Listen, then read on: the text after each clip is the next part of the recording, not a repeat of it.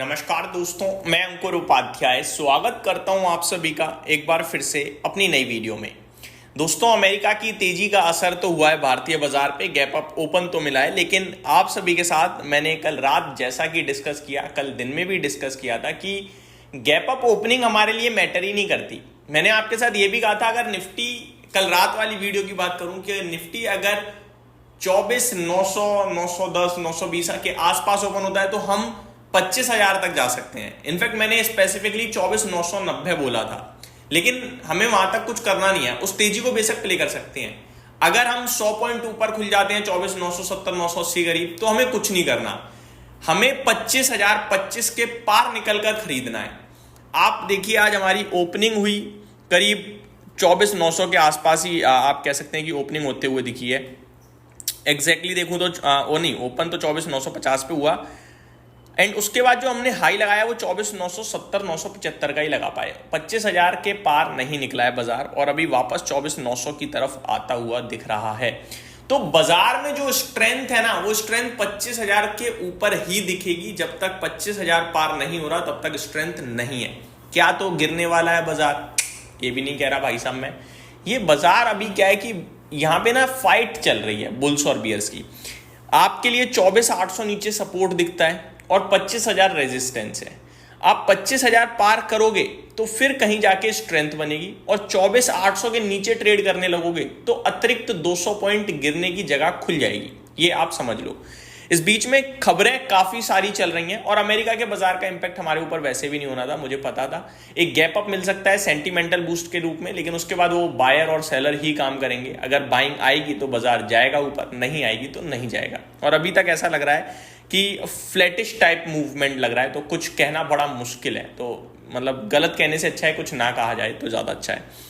इस बीच में mid cap और स्मॉल कैप अच्छा कर रहे हैं। 1.23% दोनों इंडेक्स ऊपर है। निफ्टी सेंसेक्स हरे निशान में है, और bank Nifty flat to negative trade करता हुआ दिख रहा है। यही बाजार का हाल है दोस्तों। आईटी स्टॉक्स लगातार परेशानी, दिक्कतों के बीच में आउट परफॉर्म करने लगे हैं अचानक से। अभी 2 दिन पहले भी आईटी इंडेक्स लीडरशिप में था, आज फिर से आईटी इंडेक्स 2% ऊपर है। स्टॉक्स देखिए आप, इन्फोसिस 1521 हो गया है, कोफोर्ज 2% ऊपर खड़ा है, OFSS 3.25% ऊपर खड़ा है, TCS 2.25% ऊपर है, विप्रो 2.5% ऊपर है। तो आईटी इंडेक्स कमाल कर रहा है भाई साहब एक बार फिर से। मेटल रियलिटी स्पेस में भी अच्छा एक्शन देखने को मिल रहा है, गिरावट होते हुए दिख रही है मीडिया क्षेत्र में। बाकी फ्लैटिश टाइप में कोई बड़ा मूवमेंट नहीं दिख रहा है।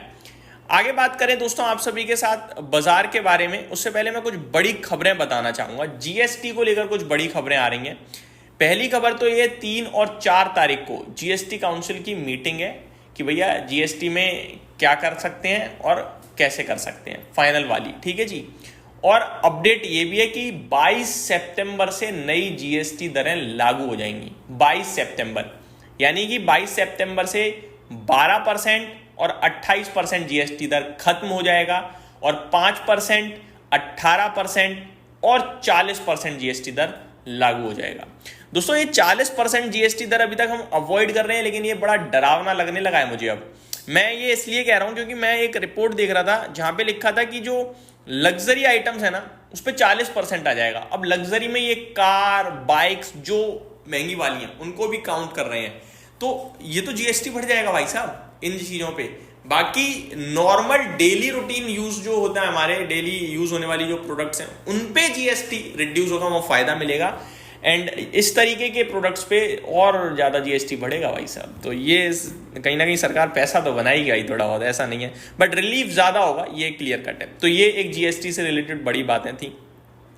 टॉप गेनर्स के बात करी जाए तो ईक्लक्स सर्विसेज आज 6.5% ऊपर है, एक्मे सोलार में 6% की तेजी है, न्यूजेन सॉफ्टवेयर एस में बढ़िया एक्शन है, JSL में भी बढ़िया एक्शन है। गिरावट हो रही है, आर पावर 5% नीचे है, Waaree energies 3%, Sundaram finance, power India, Zee entertainment, ये कुछ स्टॉक्स हैं जो गिरते हुए दिख रहे हैं। ओला इलेक्ट्रिक वापस बाउंस बैक के मूड में दिख रहा है, 3.25% ऊपर खड़ा है इस समय, और एज एक्सपेक्टेड मैंने आपके साथ डिस्कस भी किया था कि अभी वीक नहीं हुआ है। फंडामेंटली मेरे को पसंद नहीं है, लेकिन टेक्निकली अभी वीक नहीं हुआ है। 45.40 रुपए का स्टॉप लॉस दिया था मैंने कि एक बाउंस बैक पुल बैक दोबारा आ सकता है। आज का लो 46.65 है। मेरे को लग रहा है क्या ये मूव सस्टेन करेगा, क्या कंटिन्यू करेगा, ये मैं अगर आप सभी के साथ अगर शेयर करना चाहूँ तो मैं एक लेवल आपके साथ शेयर करता हूँ। दोस्तों एग्जैक्टली देखा जाए तो लेवल के पास पहुंचा ये स्टॉक, बट अभी पूरी तरीके से तो नहीं पहुंचा, तो अभी थोड़ा और वेट करेंगे। ऐसा नहीं है कि यहीं से घूमने वाला है, वेट करेंगे। मूवमेंट अगर निकल गया तो निकल गया, अपने तो रडार पे भी आया नहीं है खरीदारी वाले, सिंपल बात है। तो ये आपके लिए ओला इलेक्ट्रिक पे, बाकी डिटेल में भी आप सभी के साथ दिन के दौरान बात करूंगा। HDFC बैंक आज आखिरी दिन है दोस्तों, कल ये स्टॉक एक्स बोनस ट्रेड करता हुआ दिखेगा, तो 1965 रुपए पे है, 450 करोड़ का टर्नओवर होता हुआ दिख रहा है। आगे बात करें रिसेंटली लिस्टेड स्टॉक्स की, तो रीगल रिसोर्सेज की बात करें तो करीब 3% नीचे ट्रेड करता हुआ दिख रहा है। ब्लू स्टोन करीब 1.25% नीचे ट्रेड करता हुआ दिख रहा है। JSW सीमेंट फ्लैट ट्रेड करता हुआ दिख रहा है। लोटस डेवलपर्स की बात करें तो 1.5% नीचे ट्रेड कर रहा है। NSDL 1% ऊपर। CP प्लस आदित्य इन्फोटेक 5% की गिरावट देखने को मिल रही है यहाँ पे आज। दोस्तों रिसेंटली लिस्टेड स्टॉक्स में M&B इंजीनियरिंग्स के आज नतीजे आने हैं। नतीजों से पहले 1.5% शेयर ऊपर ट्रेड करता हुआ दिख रहा है। Lloyd enterprises, Kama holdings, Repco home finance, SP apparels, Rupa and company, Nitin casting और तंबोली इंडस्ट्रीज, ये स्टॉक्स आज एक्स डिविडेंड ट्रेड करते हुए दिख रहे हैं। इस वीडियो में सिर्फ इतना ही, अगली वीडियो में स्टॉक स्पेसिफिक बात करेंगे। चैनल के साथ बने रहिएगा। Thank you so much for watching this video. Have a great day guys.